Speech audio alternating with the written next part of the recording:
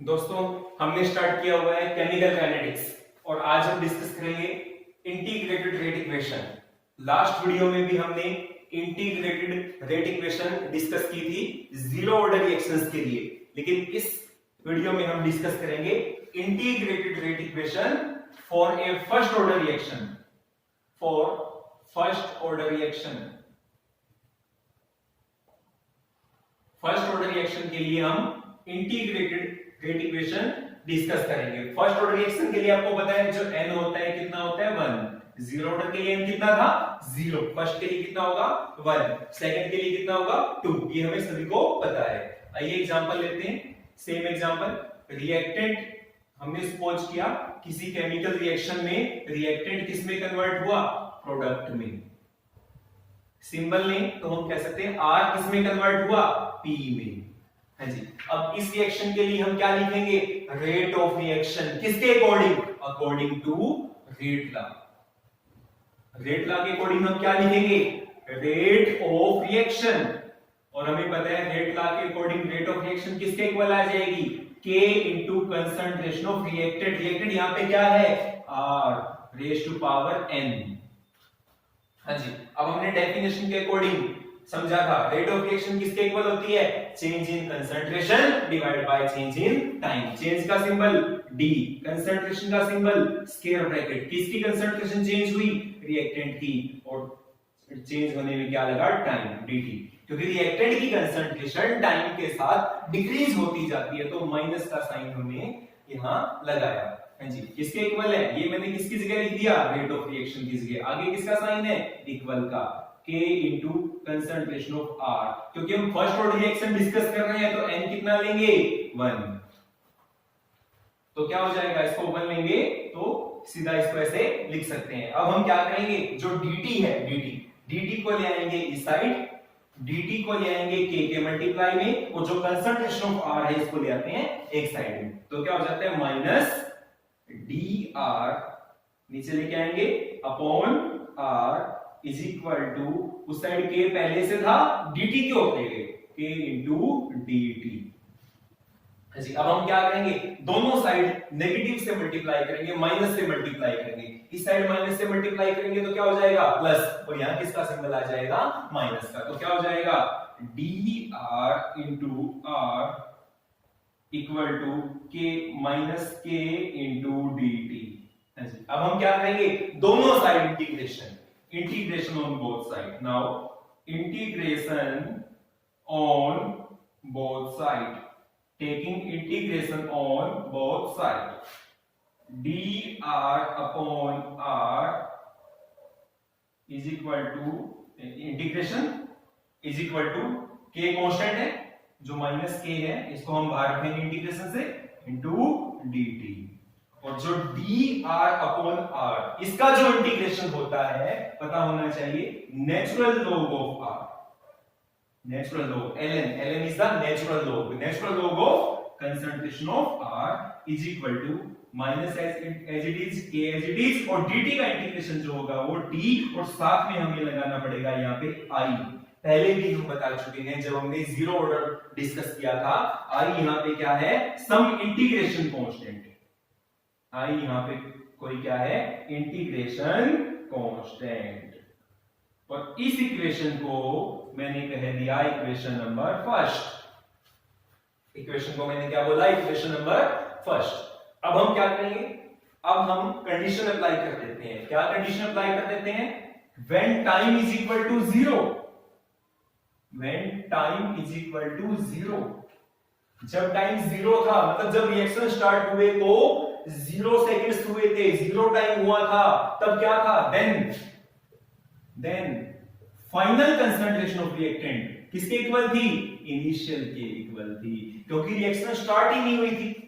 Time 0 का मतलब reaction start हुई नहीं थी, और जब रिएक्शन स्टार्ट नहीं हुई थी तो कितना रिएक्टेंट बचा हुआ था, जितना हमने लिया था, मतलब सारे का सारा रिएक्टेंट बचा हुआ था। फाइनल कंसंट्रेशन किसके इक्वल थी, इनिशियल के इक्वल थी।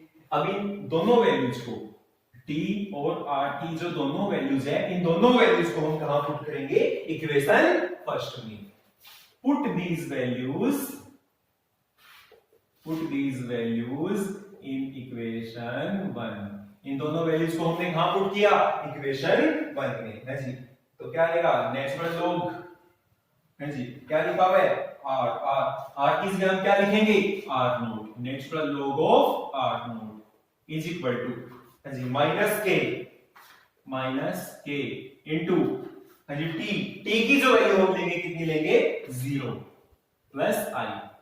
तो यहां से आई किसके इक्वल हो जाएगा? ये क्या हो जाएगा? ये हो जाएगा 0। ये 0 हो गया तो आई किसके इक्वल हो गया? आई हो गया natural log of R naught. I किसके इक्वल हो गया? Natural log of R naught है जी। अब ये जो आई की वैल्यू है इसको हम इक्वेशन 1 में यहां पुट करेंगे। Put the value of I, put the value of I in equation 1। हमने क्या किया?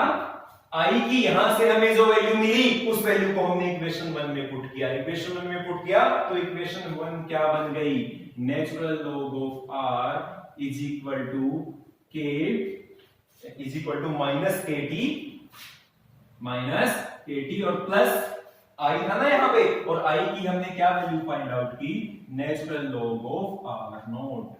Are naught is the initial concentration, R is the final concentration है जी। अब हम क्या करेंगे? अब हम जो केटी है, जो माइनस केटी है, इसको ले आएंगे इस साइड। माइनस केटी को इस साइड लेके आएंगे तो क्या हो जाएगा? प्लस हो जाएगा केटी इज इक्वल टू जो नेचुरल लॉग ऑफ आर है प्लस में है, इसको इस साइड ले जाएंगे, ये हो जाएगा माइनस में। तो इस side natural log of R naught तो पहले से था, अब इसको हम साइड लेंगे तो क्या हो जाएगा? Minus natural log of R. तो यहां से एक फॉर्मूला हम अप्लाई करेंगे, log of a minus log of b। हमें पता है log of a minus log of b is equal to log of a by b। तो सेम फॉर्मूला यहां पे अप्लाई कर देते हैं। ये log of a, ये log of b, तो किसके इक्वल हो जाएगा? log of a by b। a हमने किसको बोला? r नोट को, और b हमने किसको बोला? r को। तो हम यहां पे एक फॉर्मूला पुट कर देते हैं, log of a minus log of b किसके इक्वल हो जाएगा? log of a by b। अब जो नेचुरल लॉग है हम इसको log 10 में कन्वर्ट करेंगे। आपको सभी को पता होना चाहिए कि जो नेचुरल लॉग होता है वो किसके इक्वल होता है? 2.303 ऑफ log 10। जो नेचुरल लॉग होता है किसके इक्वल होता है? 2.303 ऑफ log 10। तो अब हम ये जो नेचुरल लॉग है इसकी जगह ये वैल्यू पुट कर देते हैं। तो केटी किसके इक्वल आ जाएगा? केटी आ जाएगा 2.303 log of R naught by R. और यदि हम यहां से k फाइंड आउट करना चाहते हैं, रेट कांस्टेंट फाइंड आउट करना चाहते हैं, तो t को डिवाइड में ले जाएंगे। तो k किसके इक्वल हो जाएगा? k इक्वल हो जाएगा 2.303 divide by t and log of r naught by r, and this is the integrated rate equation for first order reaction. This is the integrated rate equation for first order reaction. Integrated rate equation ने type की किसके लिए? First order reaction के लिए type की। कुछ books में ये जो इक्वेशन है इसको ऐसे भी लिखा हुआ है, k is equal to 2.303 divide by t। इतना तो सेम है। log ऑफ इनिशियल कंसंट्रेशन को स्मॉल a से डिनोट किया हुआ है और जो फाइनल कंसंट्रेशन है a माइनस x। तो ये जो इक्वेशन है और ये इक्वेशन है इसमें कोई डिफरेंस नहीं है, डिफरेंस बस सिंबल्स का है। यहाँ पे जो इनिशियल कंसंट्रेशन है उसको r नोट लिया गया है, यहाँ पे इनिशियल कंसंट्रेशन स्मॉल a को लिया गया है। यहाँ पे फाइनल कंसंट्रेशन या कह सकते हैं कंसंट्रेशन एट ए गिवन टाइम t को किससे डिनोट किया गया है? r से, और यहाँ पे किससे डिनोट किया गया है? a माइनस x से। तो ये हमने क्या ड्राइव की? इंटीग्रेटेड रेट इक्वेशन ड्राइव की। किसके लिए ड्राइव की? फर्स्ट ऑर्डर रिएक्शन के लिए। आइए कुछ एग्जांपल्स लेते हैं फर्स्ट ऑर्डर रिएक्शन के लिए। Example of first order reaction. First order reaction का हम क्या डिस्कस कर रहे हैं? एग्जांपल। हाँ जी, तो इसका जो कॉमन एग्जांपल है वो है hydrogenation of ethene. Hydrogenation of ethene hydrogenation of ethene. जी इथीन आपको पता है सबको क्या होता है इथीन, C2H4 इथीन। हाइड्रोजीनेशन करवानी है इथीन की। इथीन क्या है, C2H4। हाइड्रोजीनेशन का मतलब इसकी रिएक्शन हाइड्रोजन के साथ, तो हमें क्या मिल जाएगा, C2H6। अनसैचुरेटेड हाइड्रोकार्बन्स को सैचुरेटेड हाइड्रोकार्बन्स में कन्वर्ट कर दिया हमने। तो जब इस रिएक्शन के लिए एक्सपेरिमेंटली रेट ऑफ रिएक्शन लिखा गया, तो रेट ऑफ रिएक्शन क्या पाया गया, K into concentration of reactant C2H4 और जो पावर है 1, और जो स्पेशली डिनोट कर रही है कि जो रिएक्शन है वो फर्स्ट ऑर्डर की है। एक्सपेरिमेंटली रेट ऑफ रिएक्शन जब डिटरमाइन किया गया तो क्या पाया गया कि जो रेट ऑफ रिएक्शन है वो फर्स्ट ऑर्डर की है। इसी तरह और भी एग्जांपल्स हैं, decomposition of nitrogen pentoxide N2O5, nitrogen pentoxide, ठीक है, डीकंपोजिशन ऑफ N2O5, ये भी किसका एग्जांपल है, फर्स्ट ऑर्डर रिएक्शन का एग्जांपल है। इतना नोट कर लीजिएगा। उसके बाद हम फर्स्ट ऑर्डर रिएक्शन को ग्राफ की हेल्प से समझेंगे। फटाफट नोट कर लीजिएगा, 1 मिनट का टाइम आपके पास।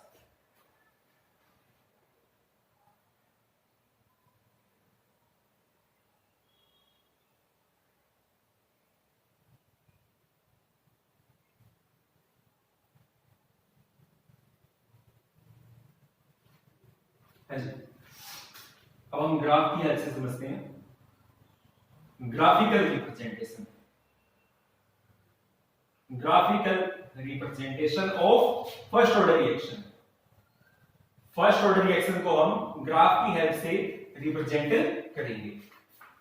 तो ग्राफ की हेल्प से रिप्रेजेंट करने के लिए हमें क्या करना पड़ेगा, हम किस किस के बीच ग्राफ प्लॉट करेंगे, टाइम और कंसंट्रेशन के बीच। तो हमने क्या किया, एक साइड तो लिया टाइम सेकंड्स में ले सकते हैं, और एक साइड हमने क्या लिया, log ऑफ r। एक साइड हमने क्या लिया, log ऑफ r। तो जब हमने ग्राफ प्लॉट किया तो हमें स्ट्रेट लाइन ग्राफ मिला, कुछ इस तरह का हमें ग्राफ मिलेगा, और यहां हमें क्या मिलेगा, इंटरसेप्ट, जो कि किसके इक्वल होगा, log ऑफ r नॉट। और इस ग्राफ का जो स्लोप होगा, इस ग्राफ का जो स्लोप होगा वो किसके इक्वल होगा, -k अपॉन 2.303, -k/2.303। तो ये हमने ग्राफ प्लॉट किया, किस के बीच ग्राफ प्लॉट किया, ये हमने टाइम और रिएक्टेंट की कंसंट्रेशन log ऑफ r के बीच ग्राफ प्लॉट किया। अब हम ग्राफ प्लॉट कर रहे हैं, इस साइड हमने टाइम लिया था तो टाइम ले लेते हैं, और इस साइड हमने पहले लिया था log ऑफ r, अब इस साइड ले लेते हैं log of r naught by r, log of concentration of r naught divide by concentration of r। तो हमें कुछ इस तरह का ग्राफ मिलेगा, स्ट्रेट लाइन, और इस ग्राफ का जो स्लोप होगा, इस ग्राफ का जो स्लोप होगा वो किसके इक्वल होगा, k/2.303। यहां नेगेटिव था, यहां पॉजिटिव होगा, ये डिफरेंस होगा, बस नोट कर लीजिएगा। उसके बाद हम फर्स्ट ऑर्डर रिएक्शन के लिए हाफ लाइफ पीरियड डिस्कस करेंगे। फर्स्ट ऑर्डर रिएक्शन का हाफ लाइफ पीरियड।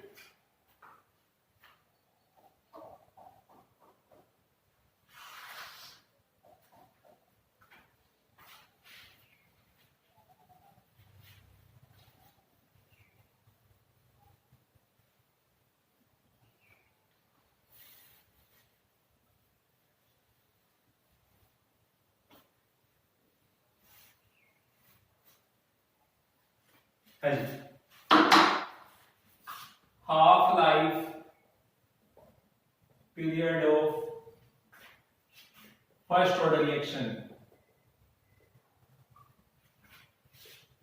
जो फर्स्ट ऑर्डर रिएक्शन है उसका हम क्या कैलकुलेट करेंगे, हाफ लाइफ पीरियड। क्या सिंबल होगा, T1/2। और लास्ट वीडियो में मैंने डेफिनेशन बताई थी, हाफ लाइफ पीरियड क्या होता है, वो टाइम जिसमें रिएक्टेंट अपनी इनिशियल कंसंट्रेशन का आधा रह जाता है। मतलब जितना रिएक्टेंट हमने लिया है, रिएक्टेंट की जितनी कंसंट्रेशन हमने ली है, कितने टाइम बाद वो आधी रह जाएगी, उस टाइम को हम क्या कहेंगे, हाफ लाइफ पीरियड। और डेफिनेशन के अकॉर्डिंग हम कह सकते हैं कि जो हाफ लाइफ है उसमें क्या हो जाता है, फाइनल कंसंट्रेशन जो होती है वो इनिशियल कंसंट्रेशन की आधी रह जाती है। हाफ लाइफ पीरियड का मतलब क्या होता है कि जब फाइनल कंसंट्रेशन इनिशियल कंसंट्रेशन की आधी रह जाए, उसको हम हाफ लाइफ पीरियड कहेंगे। और इस वैल्यू को हम कहां पुट करेंगे, इंटीग्रेटेड इक्वेशन में जो अभी हमने ड्राइव की है। Put this value in integrated rate equation. इस वैल्यू को हमने कहां पुट किया, इंटीग्रेटेड रेट इक्वेशन में। आइए पुट करते हैं, k किसके इक्वल हो जाएगा, k equal to 2.303 as it is. क्योंकि हम हाफ लाइफ कैलकुलेट कर रहे हैं तो यहाँ पे t की बजाय हम क्या लिखेंगे, t हाफ log ऑफ, आगे क्या है, initial concentration as it is. हाँ जी, तो यहाँ क्या आएगा, ये क्या है, फाइनल कंसंट्रेशन। फाइनल कंसंट्रेशन है और किसके इक्वल आएगी, ये जो r है, इस r की जगह में क्या लिखना है, r0 by 2। तो यहाँ पे हम क्या लिखेंगे, r0 by 2। और जब सॉल्व करेंगे तो 2 चला जाएगा ऊपर और r0 आ जाएगा नीचे। r0 से r0 कैंसिल, यहाँ बच जाएगा log of 2। तो k किसके इक्वल हो जाएगा, 2.303 डिवाइड बाय t हाफ, और यहाँ क्या बच गया, log of 2। क्योंकि हमें हाफ लाइफ कैलकुलेट करना है तो हाफ लाइफ को इस साइड रखिएगा, हाफ लाइफ को इस साइड ले आए तो क्या बन जाएगा, 2.303 डिवाइड बाय के नीचे आ जाएगा into log of 2। log of 2 होता है 0.3010। तो इनको मल्टीप्लाई करेंगे तो जो t हाफ है वो किसके इक्वल आ जाएगा, 0.693 by k। Very very important, this is the half life period of a first order reaction. और यहां से क्या कंक्लूजन निकलता है कि फर्स्ट ऑर्डर रिएक्शन का जो हाफ लाइफ होता है वो रिएक्टेंट की इनिशियल कंसंट्रेशन पे डिपेंड नहीं करता।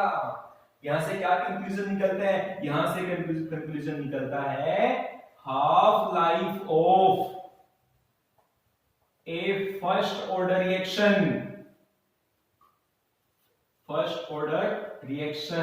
इज independent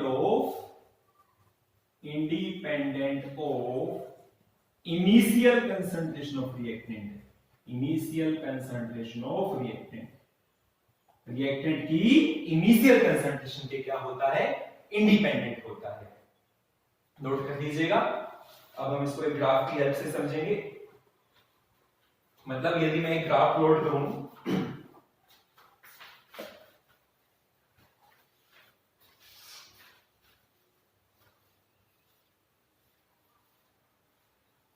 हाँ जी, यदि मैं ग्राफ प्लॉट करूं, ग्राफ प्लॉट कर रहे हैं हम, हाँ जी, किस किस के बीच क्या लिखा है, half life of a first order reaction is independent of initial concentration of reactant. मैंने क्या किया, एक साइड रिएक्टेंट की क्या ले ली, इनिशियल कंसंट्रेशन, एक साइड क्या ले ली रिएक्टेंट की इनिशियल कंसंट्रेशन, और दूसरी साइड में क्या ले लिया उसका हाफ लाइफ।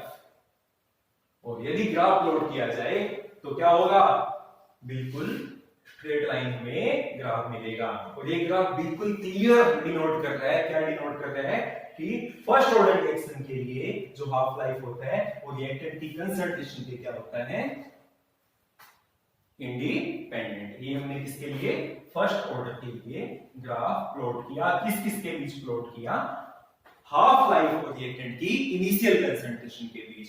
सेम ऐसा ही ग्राफ यदि मैं जीरो ऑर्डर के लिए पुट करूं, एक साइड मैंने लिया हाफ लाइफ और एक साइड मैंने क्या लिया, रिएक्टेंट की इनिशियल कंसंट्रेशन, और ग्राफ मैं किसके लिए प्लॉट कर रहा हूं, जीरो ऑर्डर रिएक्शन के लिए। तो कोई बता सकता है किस तरह का ग्राफ आएगा।